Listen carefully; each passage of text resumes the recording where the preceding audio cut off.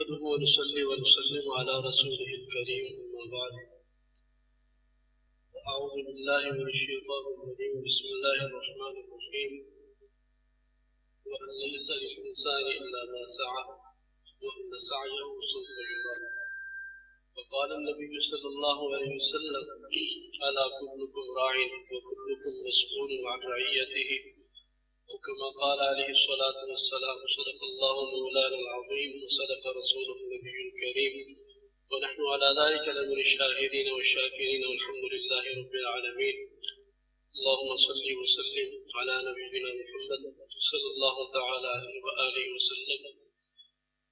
انتہائی واجب احترام قابل صد احترام حضرات اکابرین امت، میرے دوستوں بھائیوں اور بزرگوں،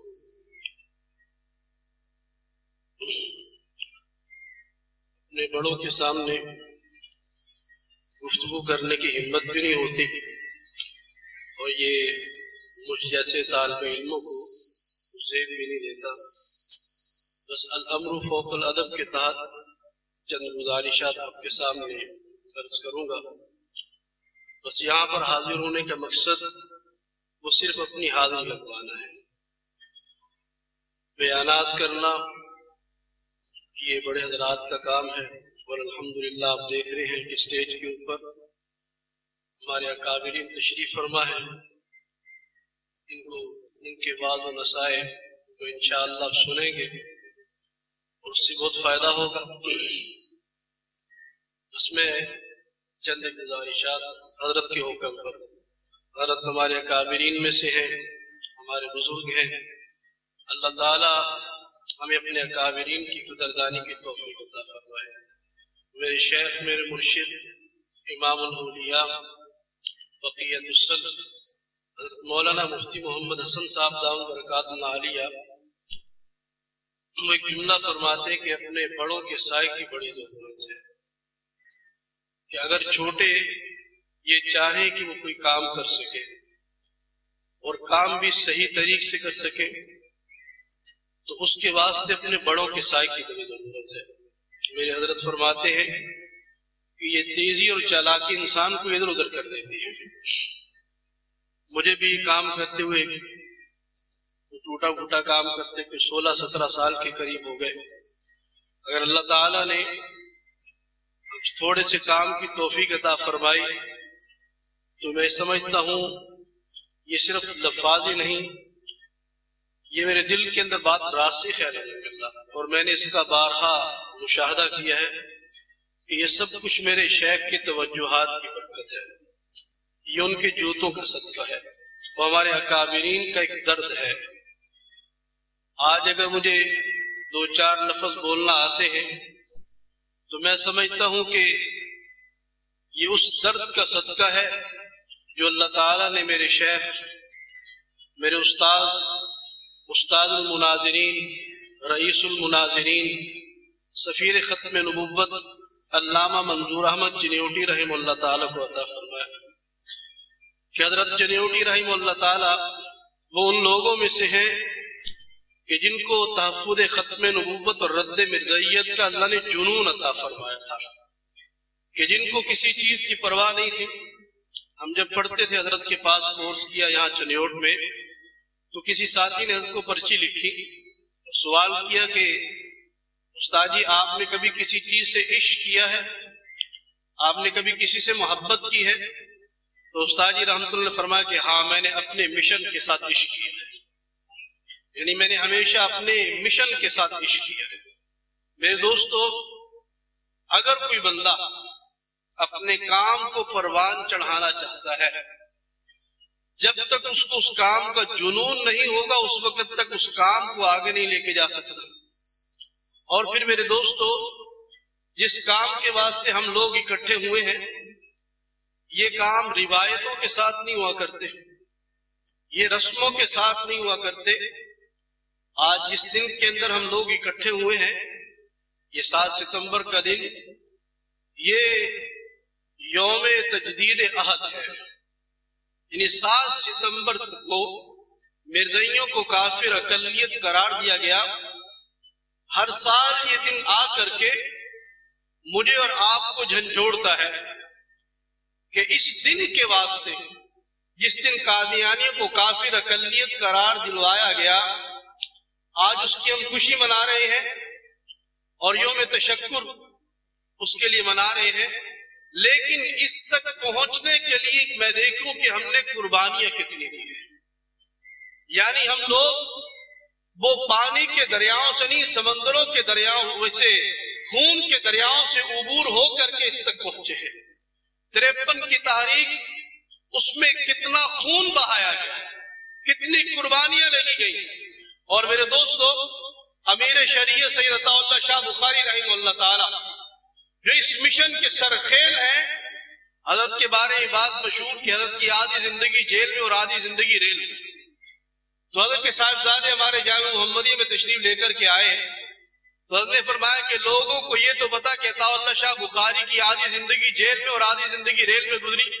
عطا المومن شاہ جی رحمہ اللہ تشریف لائے تو فرمایا کہ کبھی یہ بھی سوچا کہ میرے باپ نے ساری زندگی وہ جیل کی سلاخوں کے پیچھے کیوں گزار دی، وہ سفروں کے نام کیوں کرتی اپنی زندگی؟ اور پھر بڑا عجیب جملہ فرمایا کہ میری ماں جہیز کے اندر ہتھکڑیاں اور بیڑیاں نہیں لے کر آئی تھی، میری ماں جہیز کے اندر جیل کی سلاخیں نہیں لے کے آئی تھی۔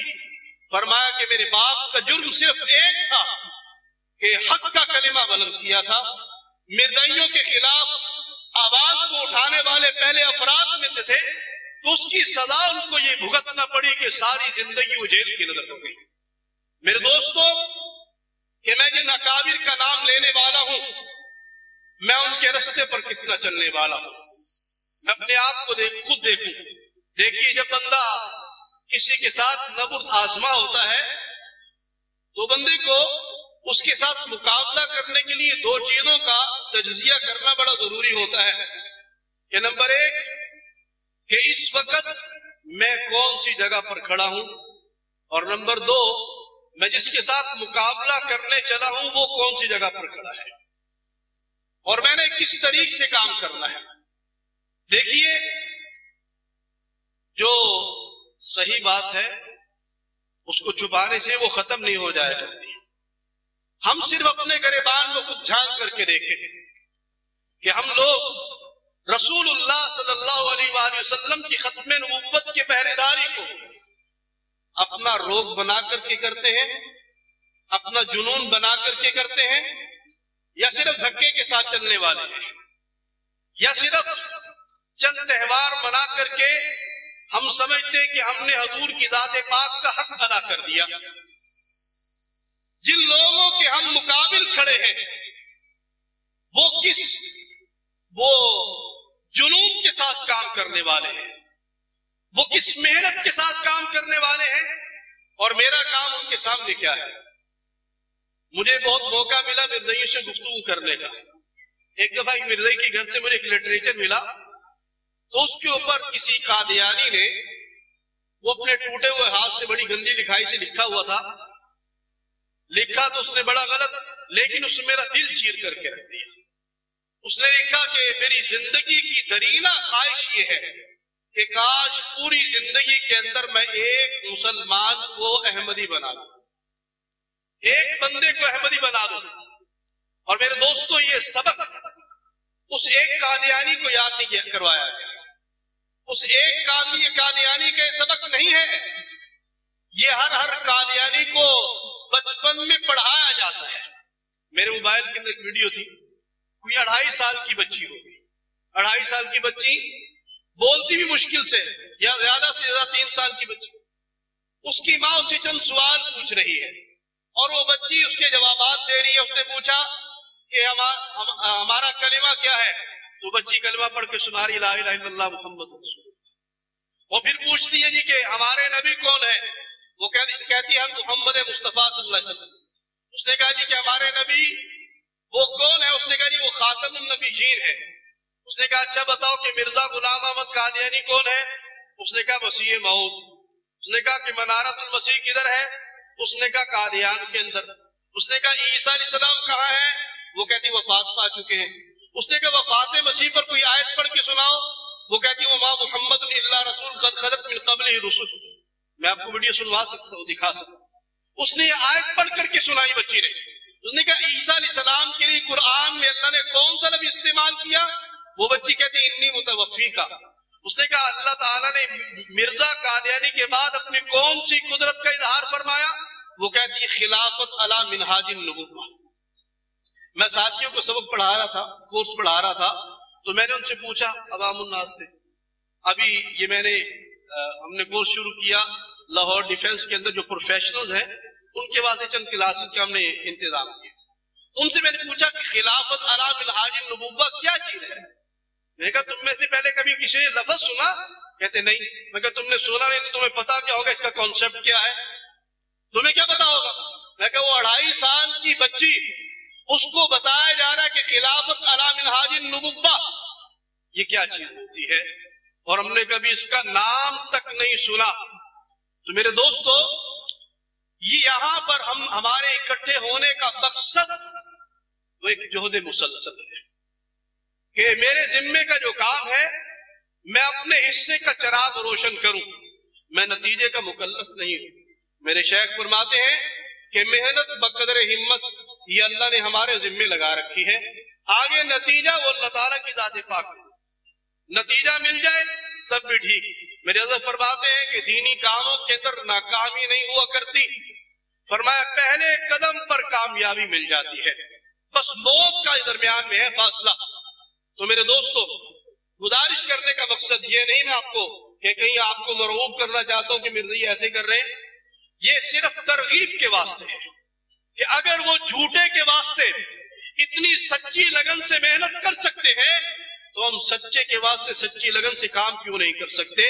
اور میں آپ سے گزارش کروں، ایک منظور چنیوٹی دنیا کے اندر آیا تو اس نے پوری دنیا کے مرزائیوں کو ناک کو چنے چبوا کر کے رکھ دیے کہ مرزا طاہر قادیانی جیسا ملعون انسان اپنے خطبے کے اندر نام لے کر کے کہتا ہے اشد اعدائنا منظور احمد. وہ حضرت کا نام لیتا ہے باقاعدہ. اور اگر آپ سب لوگ منظور چنیوٹی بن جائیں، ہم سب لوگ منظور چنیوٹی بن جائیں، میں آپ کو قسم دے سکتا ہوں کہ ہم سب لوگ اگر یہ کہہ لیں کہ ہم نے اپنی جان، اپنا مال، اپنا وقت، اپنی صلاحیتیں، اپنا سب کچھ حضور صلی اللہ علیہ وسلم کے نام کر دینا ہے تو مرزائیوں کے خاتمے کے واسطے یہ کافی ہو گئے. ایک بندہ اگر ان کو کھڈے لگا سکتا ہے تو پوری جماعت جو مل کر کے وہ ان کو کیوں نہیں ان کو کیفر کردار تک پہنچا سکتی. تو میرے دوستو، ساری بات کا خلاصہ یہ ہے کہ ہم یہاں پر آئے کسی رسم کے واسطے نہیں، روایت کو پورا کرنے کے واسطے نہیں، اور یہاں سے دامن جھاڑ کر کے نہ جائیں بلکہ یہاں سے کچھ لے کر کے جائیں اور اپنے اکابر سے وعدہ کر کے جائیں اور عزم کر کے جائیں کہ ختم نبوت کا کام ہم نے سال کے اندر ایک دفعہ کانفرنس کے بعد آ کے نہیں کرنا. یہ کوئی عرس تھوڑی کہ سال کے بعد بنا لیا جائے. یہ تو سالانہ کام کرنے کا نہیں، یہ روزانہ کام کرنے کا ہے. تو کیا خیال ہے انشاءاللہ ہم اپنی صلاحیتوں کو لگائیں گے انشاءاللہ. ہاں، عزم کر کے جائیں. جزاک اللہ. حضرات گرامی، ابھی سید انیس شاہ صاحب اپنے خیالات کا اظہار فرما رہے تھے.